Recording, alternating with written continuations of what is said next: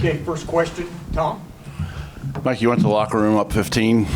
What was the conversation then? Because I'm sure you knew that they were going to come back at you like that. And how did you feel about how well you handled that last minute and pulling away like you did?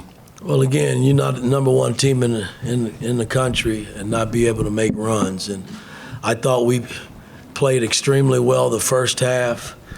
I mean, from the start to the end of that half, boy, our defense was really, really good. And,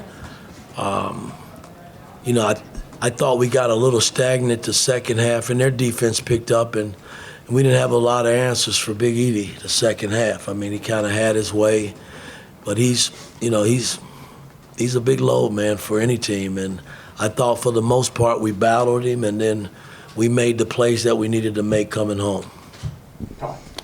Mike, Jalen had a tough game on Tuesday. What does it say about him that he bounced back and had the composure to have the second half that he did today? Well, again, Jalen has been great, here at home. He's had some good moments on the road, and I got to get everybody when we out on the road to play like they do here at home.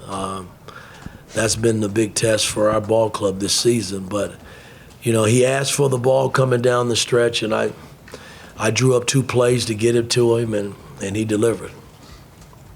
Zach? It's kind of cliche, Mike, but what are the lessons you take, maybe what are the different lessons you take from a first half like the one you had and then a second half like the one you faced where there was some adversity but you made the plays you needed, 2 points, rebounds, steals down the stretch? It lets me know we're ticking as a team. We didn't cave.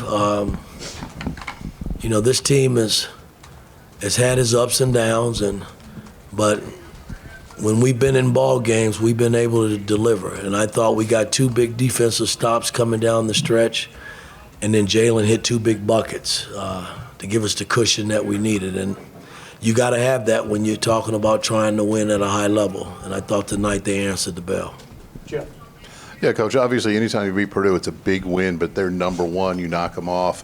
It's a big NCAA tournament resume win. Just sort of what does today mean for you guys? Well, it means a lot, but it don't mean anything unless you can validate it. Our next game is against Rutgers, a team that we've struggled against, that's kind of had their way, and we got to start prepping and preparing for them now. I mean, this game is behind us. I told the guys that they can celebrate for about an hour, and then we got to start thinking about Rutgers. Jim? Mike, you mentioned the defense earlier today, and obviously a great effort that it was, and knowing it was going to take that. But how did they get to that level? Because this was next level. What it seemed like today, it appeared from my meager standpoint that it was probably their best defensive performance all season, and it took effort from everybody. Well, again, guys, we've had some games this season. I point to the North Carolina game when we had a full deck.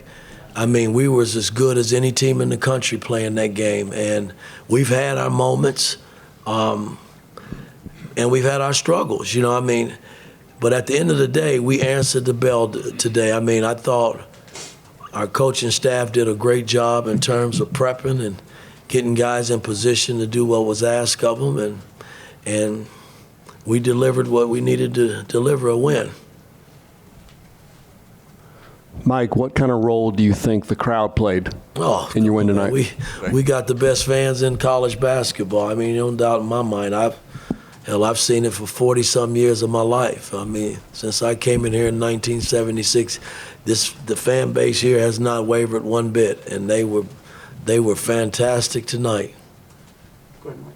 Coach, Purdue's freshman guards have been really good this year. Talk, if you could, about the job that Trey and Jalen Huchefino did on their guards and how important perimeter defense was early in the game. Well, I thought that played a major role. I mean, they have been playing extremely well, and they're good players. I mean, no doubt about that. You're not 22-1 for nothing. Those guys have helped carry the load for their ball club, and I thought tonight we did a pretty damn good job on their guards. Time.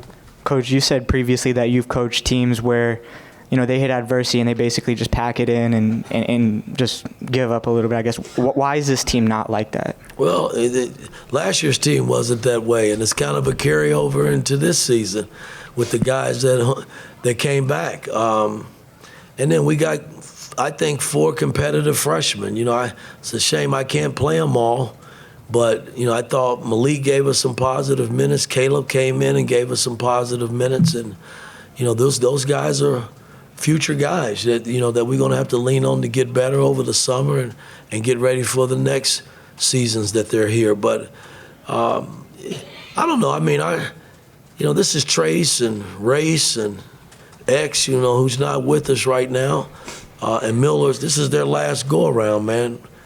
Ain't no time to quit, man. They got something to prove too. I mean, the Big Ten championship is still out there, and somebody's got to win it. So I mean, we just got to keep hammering and scraping and scratching and see where it leads us.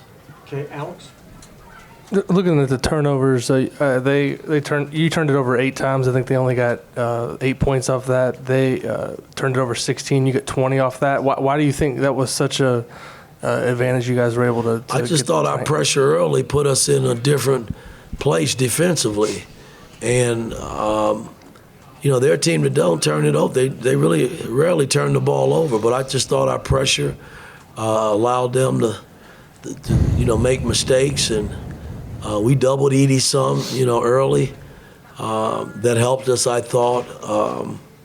But I just thought the game plan was perfect. And now this is behind us, and we got to start thinking about Rutgers, man. Okay, we have last 2 questions. Go ahead. Obviously, TJD versus Edie was kind of the marquee matchup today, but your role players stepped up. What about those guys allows them to bring the energy and effort that they showed today?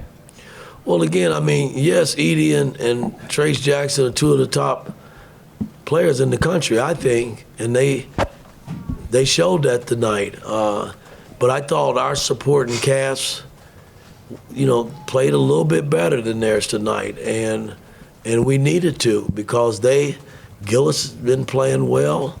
I mean, they 22-1, man. They've been playing some damn good basketball, and Painter's done a great job with them. But tonight was just our night. Last question. Coach, Trace with 25, what did you see from his attitude and preparation leading up to this? And what is it about his attitude today that represents himself as someone who wants to win games for Indiana basketball? Well, again, it's just not his preparation. Everybody has to be, he can't do it by himself. And I thought everybody that played contribute, and it's got to be that way. Everybody knows that Trace is our best player and the ball is going to go to him.